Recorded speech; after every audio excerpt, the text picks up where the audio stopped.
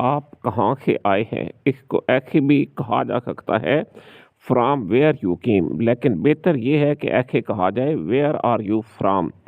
क्या मैं आपका नाम जान सकता हूँ? इसको ऐसे भी कहा जा सकता है कि व्हाट इज़ योर नेम, लेकिन बेहतर ये लगता है कि ऐसे कहा जाए मे आई नो योर नेम।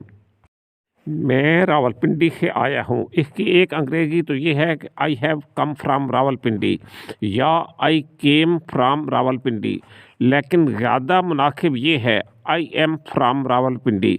अच्छा, आई एम फ्रॉम रावलपिंडी का मतलब ये भी है कि मैं रावलपिंडी का रहने वाला हूँ।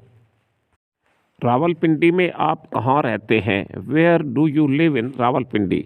रावलपिंडी में आप कहाँ रहते हैं? Where do you live in Rawalpindi? मैं लालागार में रहता हूँ। I live in लालागार।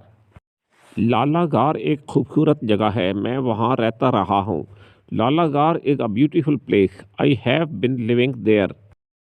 अब आप बताएं चकवाल में क्यों आना हुआ? Now tell me why you came to Chakwal.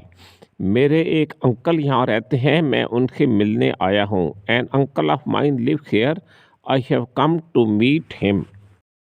आपके अंकल का क्या नाम है? इसे ऐसे भी कहा जा सकता है what is the name of your uncle, लेकिन ये ज़्यादा मुनासिब है what is your uncle's name.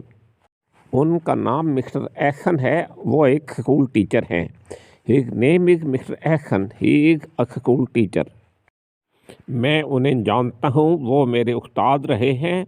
वो बहुत ही ज़हीन और नफीस आदमी हैं। I know him, he has been my teacher, he is a very intelligent and sophisticated man. मेरा channel Pakistan English Urdu learning academy join करें। इसमें आपको आसान तरीके से अंग्रेज़ी को समझने में मदद की जाएगी। शुक्रिया।